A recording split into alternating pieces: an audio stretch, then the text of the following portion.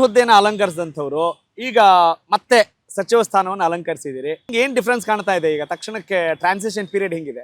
Speaker ಆದ ನಾನು ಶಾಸಕರ ಹಿತ, ಅವರಿಗೆ ಸವಲತ್ತುಗಳು, ಸದನವನ್ನು ನಡೆಸುವುದು, ಒಂದು ಆಡಳಿತ ಪಕ್ಷ ಪ್ರತಿಪಕ್ಷವನ್ನು ಒಂದು ಮಧ್ಯ ಕೊಂಡಿಯಾಗಿ ಅದನ್ನು ಸೌಹಾರ್ದತೆ ಒಂದು ವಾತಾವರಣ ಸೆಷನ್ ನಡೆಸುವುದು, ಇದೆಲ್ಲ ನನ್ನ ಜವಾಬ್ದಾರಿ ಆಗಿತ್ತು. ಒಂದು ಅಸೆಂಬ್ಲಿ ವಿಧಾನಸೌಧಕ್ಕೆ ಸೀಮಿತವಾಗಿ ನನ್ನ ಕಾರ್ಯ ಚಟುವಟಿಕೆ ಇತ್ತು.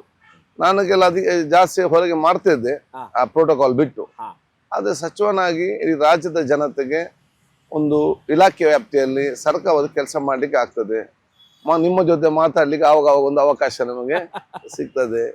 ಪಕ್ಷದಲ್ಲಿ ಸಕ್ರಿಯವಾಗಿ ನಮ್ಮ ಅವಕಾಶ ಪ್ರತಿನಿಧಿಸಲಿಕ್ಕೆ ನಮಗೆ ಕೂಡ ಅವಕಾಶ ಆಗ್ತದೆ. ಕರೆಕ್ಟು, ನೀವು ಸ್ಪೀಕರ್ ಹುದ್ದೆ ನಿಭಾಯಿಸಿದಿರಿ, ಜವಾಬ್ದಾರಿ ಜಾಸ್ತಿ ಇತ್ತು. ಆದ್ರೆ ಹೌ ವಾಸ್ ದ ಎಕ್ಸ್ಪೀರಿಯನ್ಸ್? ನಿಮ್ಮ ಅನುಭವ ಹೆಂಗಿತ್ತು ಸರ್? ಬಹಳ ಚೆನ್ನಾಗಿತ್ತು. ಜೀವನದಲ್ಲಿ ಒಮ್ಮೆ ಆದ್ರೂ ಒಂದು ಶಾಸಕ ಒಂದು ಸ್ಪೀಕರ್ ಆಗ್ಲೇಬೇಕು. ಮಂತ್ರಿ ಯಾವಾಗಲೂ ಕೂಡ ಆಗ್ಬಹುದು, ಸ್ಪೀಕರ್ ಸ್ಥಾನ ಯಾವಾಗಲೂ ಸಿಕ್ಕುವುದಿಲ್ಲ. ಆ ಒಂದು ಸಮಯಕ್ಕೆ, ಆ ಸನ್ನಿವೇಶಕ್ಕೆ, ಆ ಪರಿಸ್ಥಿತಿಗೆ ಅನುಗುಣವಾಗುವ ಸ್ಪೀಕರ್ ಆಗ್ತಾರೆ. ನಾನು ಅದನ್ನು ಸ್ವೀಕರಿಸಿಕೊಂಡು ನಾನು ಅತ್ಯಂತ ಸಂತುಷ್ಟ ಆಗಿದ್ದೇನೆ, ಅತ್ಯಂತ ಸಂತೋಷ ನಿಭಾಯಿಸ್ತೇನೆ. ನನಗೆ ಮುಖ್ಯಮಂತ್ರಿ ಇರಲಿ, ಉಪಮುಖ್ಯಮಂತ್ರಿ ಇರಲಿ, ಸರ್ಕಾರ, ಪ್ರತಿಪಕ್ಷ ನಾಯಕರು, ಸರ್ಕಾರ ಸದಸ್ಯರು ಎಲ್ಲರೂ ಕೂಡ ಸಹಕಾರ ಕೊಟ್ಟಿದ್ದಾರೆ. ಓಕೆ, ಈಗ ಶಾಸಕರಾಗಿರೋದಕ್ಕೂ ಸಚಿವರಾಗಿರೋದಕ್ಕೂ ಸ್ಪೀಕರ್ ಅಂತ ಹೇಳಿದಾಗ ಅದರ ಪ್ರೋಟೋಕಾಲ್ ತುಂಬಾ ಡಿಫ್ರೆಂಟ್ ಆಗಿರುತ್ತೆ. ಅಯ್ಯೋ ಯಾಕಪ್ಪ ಸ್ಪೀಕರ್ ಹುದ್ದೆ ನಿಭಾಯಿಸಿದೆ ಅಂತ ಯಾವಾಗಾದ್ರೂ ಅನ್ಸಿದ್ದಿದ್ಯಾ? ಒಂದು ದಿವಸ ಕೂಡ ಇಲ್ಲ. ನನಗೆ ಬಿಡುವಾಗ ಬಿಡ್ಬೇಕಾ ಅಂತ ಒಂದು ಭಾವನೆಗೆ ಬರುವಂತ ಪರಿಸ್ಥಿತಿ. ಅಂದ್ರೆ ಈಗ ಸಚಿವ ಸ್ಥಾನ ಬೇಡ ಅಂತ ಹೇಳ್ತೀರಿ? ಹಾಗೆಲ್ಲ ಅದರಲ್ಲಿ ಕೂಡ ಪ್ರತಿಯೊಂದು ದಿವಸ ಕೂಡ ದಿನವೂ ಕೂಡ ಒಂದೊಂದು ರೀತಿಯಿಂದ ಕೆಲಸ ಮಾಡಿಕೊಂಡು ಅದನ್ನು ಆನಂದಿಸಿದ್ದೇನೆ, ಸಂತೋಷ ಪಟ್ಟಿದ್ದೇನೆ. ತುಂಬಾ ನಿಮ್ಗೆ ಮರೆಯಲಾಗದ ಅನುಭವ ಯಾವುದು ಸ್ಪೀಕರ್ ಹುದ್ದೆಯನ್ನು ನಿಭಾಯಿಸುವಾಗ?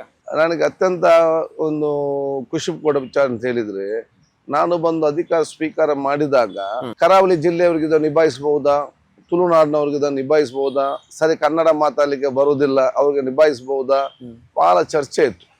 ಇದರಲ್ಲಿ ಯಾರು ಸಾಧ್ಯವಿಲ್ಲ ಅಂತ ಎನಿಸಿದ್ದಾರ ಅವ್ರಿಗೆ ತುಳುನಾಡಿನವರು ಮತ್ತು ಕರಾವಳಿಯವರು ಸಾಧ್ಯವನ್ನು ಮಾಡಿ ತೋರಿಸಿ ಕೊಟ್ಟಿದ್ದಾರೆ ಅಂತ ಹೇಳಲಿಕ್ಕೆ ಬಯಸ್ತೇನೆ. ಒಂದು ಹಿಸ್ಟ್ರಿ ಕ್ರಿಯೇಟ್ ಮಾಡ್ಬಿಟ್ರಿ.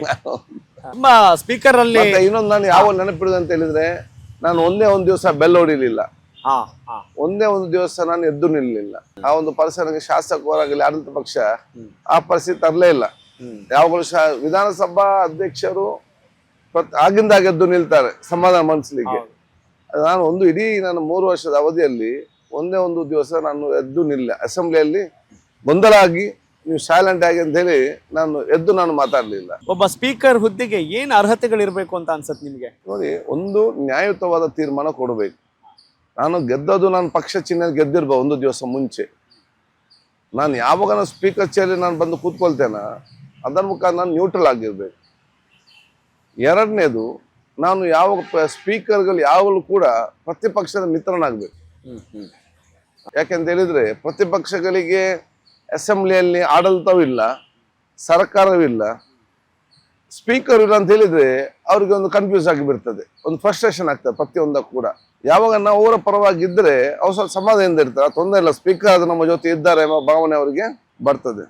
ಮೂರನೇದು, ಬಹುಶಃ ಸ್ವಲ್ಪ ಕಾನೂನಿನ ಜ್ಞಾನ ಇರಬೇಕು ಮತ್ತು ನಾವು ಕಡಿಮೆ ಮಾತಾಡಿ ತಾಳ್ಮೆಯಿಂದ ಮಾತಾಡಿ ಬೇರೆಯವರಿಗೆ ಮಾತಾಡಲಿಕ್ಕೆ ಹೆಚ್ಚಿನ ಅವಕಾಶ ಕೊಡಬೇಕು. ಪ್ರತಿಪಕ್ಷಗಳಿಗೆ ಮಿತ್ರನಾಗಬೇಕು ಅಂತ ಹೇಳಿದ್ರೆ ಆಡಳಿತ ಪಕ್ಷಕ್ಕೆ ನೀವು ಶತ್ರು ಆಗೇ ಆಗಿರ್ತೀರಿ ಆ ಟೈಮಲ್ಲಿ? ಖಂಡಿತವಾಗಿಲ್ಲ. ಆಡಳಿತ ಪಕ್ಷ ಹಿನಿಸನ್ನೆಲ್ಲ ಕೂಡ ಮಾಡ್ಲಿಕ್ಕೆ ಆಗುದಿಲ್ಲ. ಮತ್ತೆ ನನ್ಗೆ ಯಾವುದೇ ಒತ್ತಡ ಅದ್ರ ಎಂದು ಕೂಡ ಮಾಡಲಿಲ್ಲ. ಮುಖ್ಯಮಂತ್ರಿಗಳಿರಲಿ, ಮಂತ್ರಿಗಳಿರಲಿ, ಪಾರ್ಲಿಮೆಂಟ್ ಸೆಕ್ರೆಟರಿ ಇರಲಿ, ಮಿನಿಸ್ಟರ್ ಇರಲಿ, ನನಗೆ ಒಂದೇ ಒಂದು ದಿವಸ ರಿಗ್ರೆಟ್ಸ್ ಇಲ್ಲ. ಅವ್ರು ನಮ್ಗೆ ಏನ್ ಮಾಡ್ಲಿಲ್ಲ, ಏನು ಹಾಗೆ ಮಾಡಿ ಹೀಗೆ ಮಾಡಿ ಅಂತ ಹೇಳಿ. ಹೌದಾ ಸರ್? ಎಂದೂ ನಮ್ಗೆ ಒತ್ತಡ ಇರಲಿಲ್ಲ. ಅಂದ್ರೆ ನೀವು ಪಕ್ಷಪಾತಿ ಆಗಿಲ್ಲ, ನಿಷ್ಪಕ್ಷಪಾತವಾಗಿ ನೀವು ನಿಭಾಯಿಸಿದ್ದೀರಿ ಅನ್ನೋ ಹೆಮ್ಮೆ ಇದೆ ನಿಮ್ಗೆ. ಅಷ್ಟೇ. ಮತ್ತೆ ಅದು ಒಳಗಡೆ ನನ್ಗೆ ಆ ಪಕ್ಷ ನಾನೆಲ್ಲ ಒಂದು ಸಂಬಂಧ